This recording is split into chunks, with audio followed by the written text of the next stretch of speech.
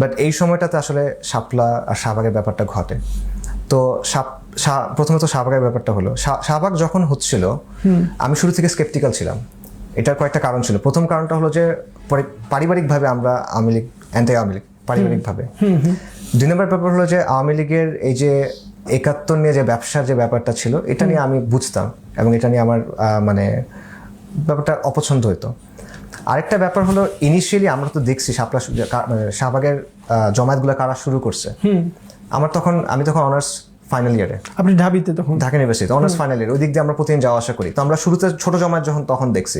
আমরা জানি কারা এগুলো চিনতেছেন, আমরা জানি এটা বামপন্থী, আমরা জানি এগুলা হলো ওই যে একটু সাংস্কৃতিক টাইপ যারা আছে এরা, এবং আমরা জানি এখানে হলো যে আওয়ামী লীগের সাংস্কৃতিক ফ্রন্টন যারা এটা।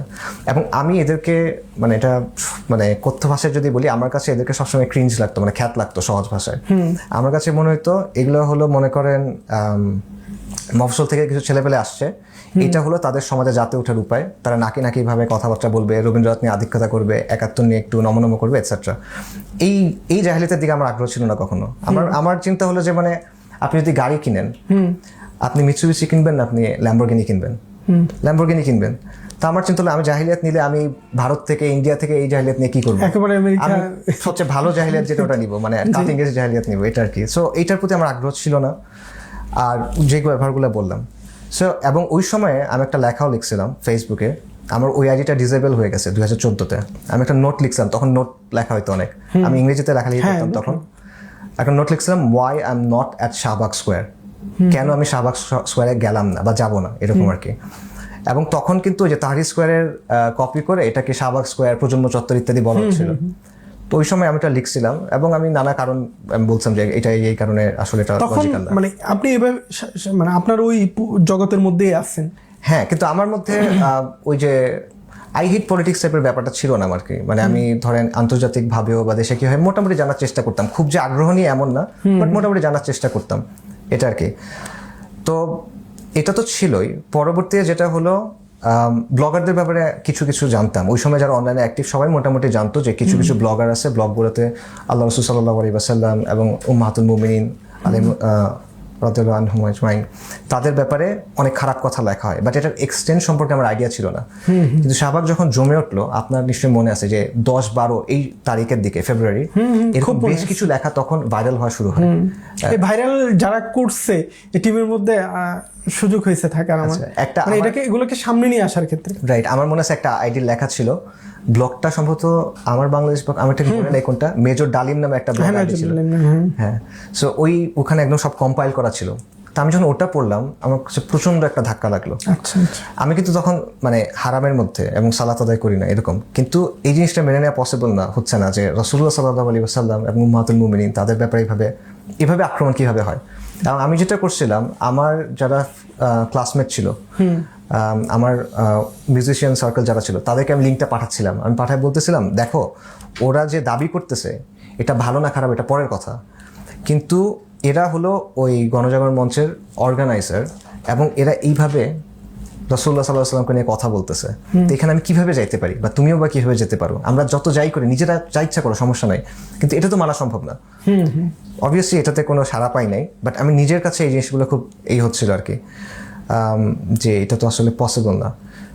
এরপর এবং তখন থেকে বেসিক্যালি মনে প্রাণে আমি শাহবাগকে মানে অপছন্দ করছিলাম বা বিরোধিতা করতেছিলাম। এবং ফেব্রুয়ারি এটা রাজীবেরই হয় না এখনো। আমার বারবার মাথায় চিন্তা আসতেছিল যে ধরেন এই বছর যদি মারা যায়, অলরেডি তো গুনাহ আছে, এগুলোর জন্য তো আল্লাহর সাথে জবাব দিতেই হবে। এটাও যদি আল্লাহ জিজ্ঞেস করেন, তখন তুমি কি, মানে আমি কি জবাব দিব? এই জিনিসটা আমাকে খুব হচ্ছিল তখন। তো আমার পুরো সার্কেলের সবাই শাহবাগে গেছে, আমার ক্লাসমেটরা যারা, তারা শাহবাগে গেছে। আমার মিউজিশিয়ান ফ্রেন্ড যারা ছিল, তারা একবার গিয়ে সংহতি জানায় আসছে, হাজিরা দিয়ে আসছে। আলহামদুলিল্লাহ আমার ওইখানে একবারও যাওয়া হয় নাই এবং আল্লাহ আমাকে এখানে রক্ষা করছেন, আলহামদুলিল্লাহ। রাজীবের ঘটনা ঘটলো, আমার দেশ রিপোর্ট করলো, এগুলো তো ইতিহাস এখন। হেফাজতে ইসলামের উত্থান এবং দাবি আসলো 13 দফা, আমি সমর্থন করলাম। আমি তখন লিখতেছি, আমি তখন বাংলা লেখা শুরু করছি। এটা আগ পর্যন্ত পুরো ইংরেজিতে এবং বাংলা প্রপারলি লিখতে পারি না। আমাকে একজন বললো অভ্র নামে একটা জিনিস আছে, এটা নিয়ে ট্রাই করো। তখন শিখতেছি, বাংলা বানানো প্রচুর ভুল হয়, একটা বাক্য লিখলে 3টা বানান ভুল, এরকম একটা অবস্থা। ওই সময় আমি এটার পক্ষে কিছু কথা বলার চেষ্টা করতেছি, সমর্থন করতেছি, বাট আমি নিজের মধ্যে দেখতেছি যে হেফাজত ইসলামের কথাগুলো আমি সব সাপোর্ট করতেছি, কিন্তু তাদের 13 দফার মধ্যে এমন অনেক কিছু আছে যেটা আমার জীবনের সাথে মেলে না, বা এখানে আমি আটকায় যাব। তো এই জিনিসটা তখন নিজের মধ্যে একটা এই কাজ করতেছিল, এবং আমার চারপাশের সবাই এটাকে সাপোর্ট করতেছে, শাহবাগকে।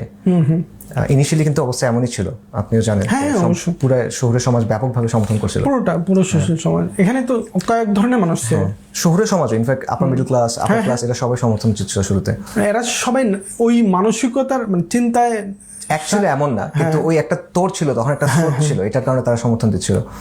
তো আমি তখন এই জিনিসটা নিজের মধ্যে একটা কনফ্লিক্ট চলতেছিল যে এটা আসলে কেমনে, আমি এটার পক্ষে বলতেছি বাট আমার নিজের জীবনের কি অবস্থা। তো এই তাড়না থেকেই অনেক কিছু তখন খোঁজা শুরু করলাম, জানার চেষ্টা করলাম।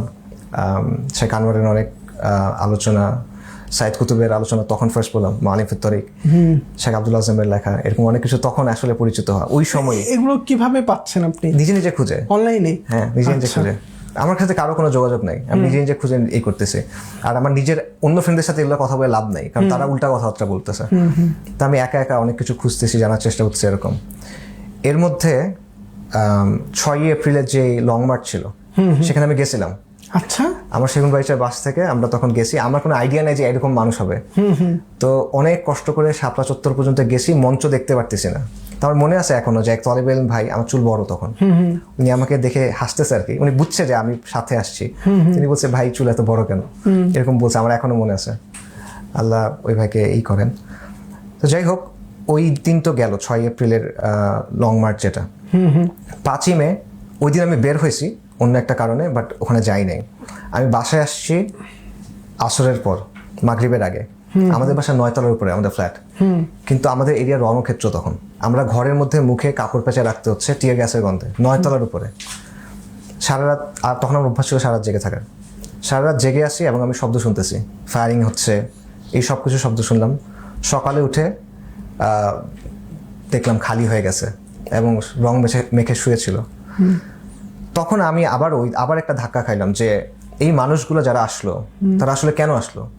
বেসিক্যালি তারা রাসূলুল্লাহ সাল্লাল্লাহু আলাইহি ওয়াসাল্লামের সম্মানের জন্য এখানে আসছিল, আর কিচ্ছু তো না। রাষ্ট্র তাদেরকে হত্যা করলো, তাদেরকে আহত করলো, তাদের উপর আগ্রাসন চালালো। এবং সবচেয়ে খারাপ যেটা লাগলো যে আমার আশেপাশের পুরো বলয় কারো এটাতে কিছু যায় আসে না, বরং আপদ গেছে, এরকম একটা অনুভূতি। এর 2 দিন পর, সম্ভবত 2 দিন বা 3 দিন পর, আমাদের মাস্টার্সের তখন ফেয়ারওয়েল। আমাকে সবাই বলছে, হ্যাঁ তুমি আসো, এই সেই, তুই আয়, এই সেই। তখন আমি চিন্তা করতেছি এই জিনিসটা, যে এটা কিভাবে সম্ভব যে কিছু লোক এই জন্য আসছিল আল্লাহ রাসূল সাল্লাল্লাহু আলাইহি ওয়াসাল্লামের জন্য, আল্লাহর জন্য।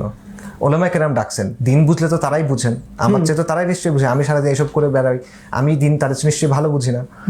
তো তারা ডাকছেন, মানুষ আসছে, এদের সাথে এই আচরণ করা হলো, হত্যা করা হলো। এখন মানুষ অ্যাক্ট করতেছে অ্যাজ ইফ নাথিং হ্যাপেন, মানে কিছুই হয় নাই, খুব নর্মাল সব ব্যাপার। এখন আমি গিয়ে আনন্দ করবো, ফেয়ারওয়েল তো একটা আনন্দের অনুষ্ঠান, আমি গিয়ে আনন্দ করবো, এটা আসলে কেমনে হয়? তো ওই সময় আমি তখন আর যাই নাই, এবং ওই সময় বেসিক্যালি আমি ডিসিশনে আসছি যে আমি আসলে 2টা নৌকায় পা রেখে চলতেছি। মানে আমার মন এদিকে বলতেছে, আমার মানে আকলও এদিকে বলতেছে, কিন্তু কেউ যদি আমাকে দেখে, কেউ যদি আমার জীবন দেখে, আমার কথাবার্তা শুনে, তাকে মনে হবে আমি ওই দিকের।